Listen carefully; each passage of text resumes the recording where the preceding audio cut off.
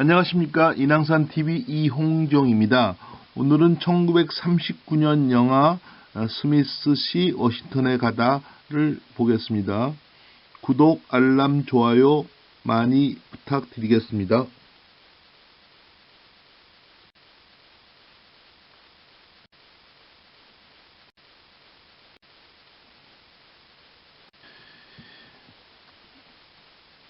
스미스 시 워싱턴에 가다를 보는 이유는 지금 미국 선거이기 때문에 미국 정치에 대한 대표적인 미국 정치를 그린 영화, 고전이라고 할 수 있는 영화를 소개하겠습니다. 흑백으로 나왔어요, 이 영화가요. 줄거리는 다음과 같습니다.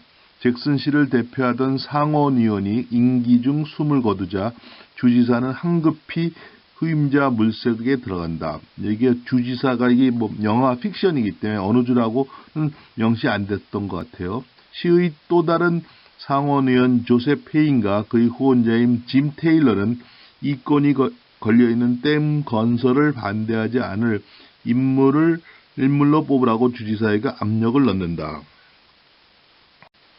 고심 끝에 주지사는 정치의 문외한인 소년단 지도자 제퍼슨 스미스를 상원의원으로 지명한다. 제임스 스튜어트가 이 역으로 나오는데 아주 연기를 잘하죠. 이 제임스 스튜어트의 출세작입니다. 상원의원으로 임명된 스미스는 단지 허수아비에 불과한 것이라는 기자들의 조롱에 맞서 자신이 직접 법안을 제출하기로 결심한다. 내용은 고향 마을에 소년들을 위한 캠프를 만들겠다는 것이다. 비서인 쏜더스의 도움으로 하룻밤 사이 법안을 완성하지만 문제는 캠프의 위치였다. 바로 페인과 테일러가 추진 중인 댐 공사 현장이었던 것이다. 뒤늦게 사실을 알게 된 페인과 테일러는 스미스를 해유하려 하지만 그는 오히려 테일러에게 포섭된 페인의 모습에 크게 실망합니다. 결국 페인은 스미스가 댐 공사 현장 인근에 토지를 소유하고 있다고 거짓 발표를 하고 스미스는 제명될 위기에 처하게 됩니다.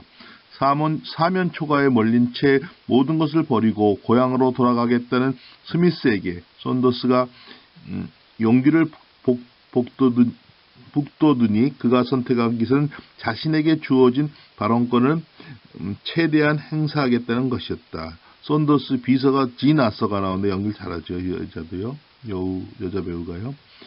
그리하여 댐 공사 저지와 결백을 증명하기 위한 장장 24시간에 의해 발언이 시작됩니다. 이제 필리버스터가 시작된 거죠. 영화는 개봉과 동시에 극심한 논란에 휩싸였습니다. 1939년 10월 17일, 1939년이 지금 2차 세계대전이 일어나려고 그럴 막 때죠. 워싱턴 DC의 헌정기념관에서 45명의 상원의원을 포함한 4,000명의 관객을 대상으로 스미스 워싱턴에 가다를 시사를 가졌는데 워싱턴 언론과 의회 관계자들은 불편한 신기를 숨기지 않았으며 몇몇 상원의원들은 상영 도중에 자리를 박차고 나가기도 했습니다. 대다수의 상원의원들을 멍청이처럼 묘사했다는 것이 그들이 터뜨린 불만이었습니다. 게다가 주영 미국 대사였던 조셉 케네디는 이 영화가 유럽에서 미국의 국격을 떨어뜨릴까 두렵다는 요지로 카프라 감독은 물론 루즈벨트 대통령에게 편지를 보냈습니다. 조셉 케네디가 존 F 케네디의 아버지입니다. 우리나라도 비슷하지만 미국에서 주영 미국 대사로 보내는 사람 되게 명망가, 돈도 많고 명망가의 사람, 영국 대사라는 게 크게 문제될 게 없으니까요. 큰 게 분쟁에 휘말릴 일이 없습니다, 사실. 미국과 영국이 친하니까. 점점 더 이에 대한 감독의 답장은 다음과 같다. 점점 더 세상은 불확실의 시대로 접어들고 힘들게 쟁취한 자유는 변화의 바람 속에 산산이 흩어져만 갑니다. 이게 1939년 히틀러가 2차 세계대전을 일으키려고 그럴 때였죠. 우리 영화의 영혼은 링컨 대통령의 모습에 담겨 있습니다. 제퍼슨 스미스는 말하자면 젊은 링컨으로 링컨의 우직함과 연민, 이상, 유머 그리고 압박 속에서도 굳은 도덕적 용기를 지닌 인물입니다. 아이러니한 사실은 이 영화가 스미스 씨 워싱턴에 가다 이 영화가 나치 치하의 독일, 무솔리니 치하의 이탈리아, 프랑코 치하의 스페인 상영 금지 처분을 받았다는 점이다. 군국주의 국가들이죠. 나치즘, 파시즘. 또한 1940년 독일 점령 하의 프랑스에서도 미국 영화 상영이 금지되는데 현지 영화계에서는 금지령이 발효되기 직전에 상영할 마지막 작품으로 스미스 워싱턴을 가다를 선정하기도 했습니다. 당시 이 영화는 자유와 민주주의를 갈망하는 이들에게 담비와 같은 작품이었던 것입니다. 필리버스터는 여러분 잘 아시죠? 의회 안에서 다수당의 독주 등을 막기 위해 합법적 수단으로 의사 진행을 지연시키는 무제한 토론이죠. 필리버스터는 일종의 다수결의 원칙은 항상 옳은가에 있어서 소수의 의견, 소수의 주장도 충분히 듣겠다는 의미죠. 그렇죠? 그렇지만 그걸 무제한으로 하는 것이 아니고 제한을 둡니다. 그렇죠?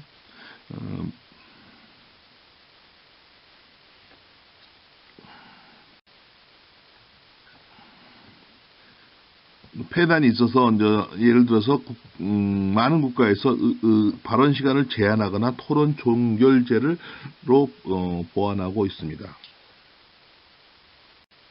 한국은 어떤가? 한국의 필리버스터는 1973년에